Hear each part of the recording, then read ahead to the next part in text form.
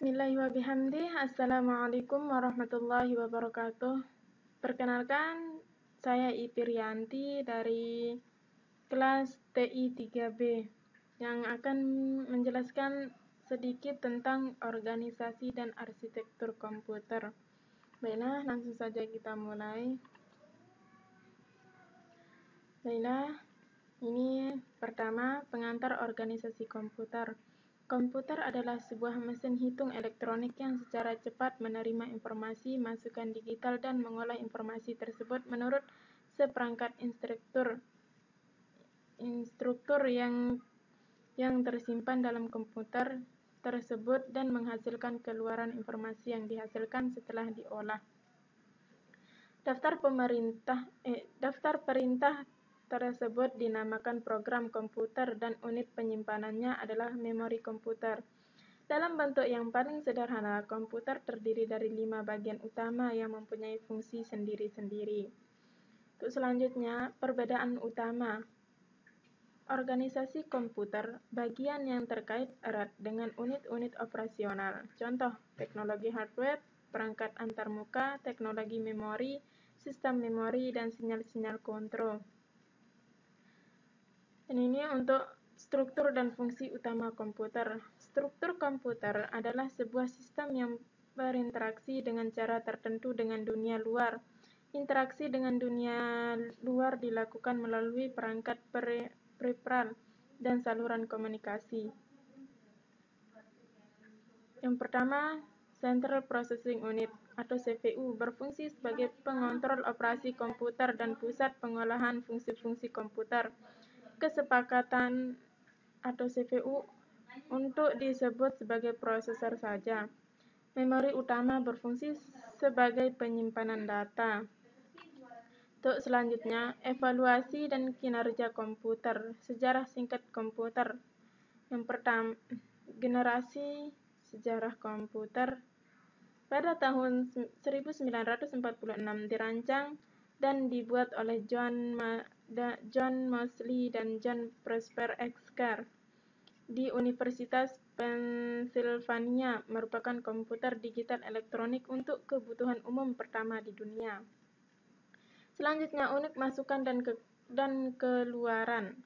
Sistem komputer memiliki 3 komponen utama, yaitu CPU, memori atau primer dan sekunder, dan peralatan masukan atau keluaran atau disebut dengan input atau output devices, seperti printer, monitor, keyboard, mouse, dan modem.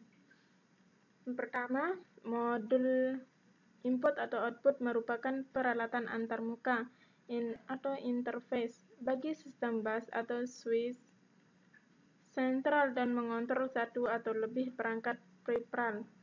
Modul input atau output tidak hanya sekedar modul penghubung, tetapi sebuah piranti yang berisi logika dalam melakukan fungsi komunikasi antar peripheral dan bus komputer. Ada beberapa alasan kenapa piranti-piranti tidak langsung dihubungkan dengan bus sistem komputer, yaitu bervariasi metode operasi piranti peripheral, sehingga tidak praktis apabila sistem komputer harus menangani berbagai macam sistem operasi piranti peripheral tersebut. Kecepatan transfer data piranti peripheral umumnya lebih lambat daripada lanjut transfer pada data CPU maupun memori. Selanjutnya, format data dan panjang data pada piranti peripheral seringkali berbeda dengan CPU, sehingga perlu modul untuk menselaraskannya. Selanjutnya, fungsi modul input atau output. Modul input atau output adalah suatu komponen dalam sistem komputer yang bertanggung jawab atas pengontrolan sebuah perangkat luar atau lebih, dan bertanggung jawab pula dalam pertukaran data antar perangkat luar tersebut dengan memori utama ataupun dengan register-register CPU. Dalam mewujudkan hal ini, diperlukan antarmuka internal dengan komputer atau CPU dan memori utama, dan antarmuka dengan perangkat eksternalnya untuk menjalankan fungsi-fungsi pengontrolan.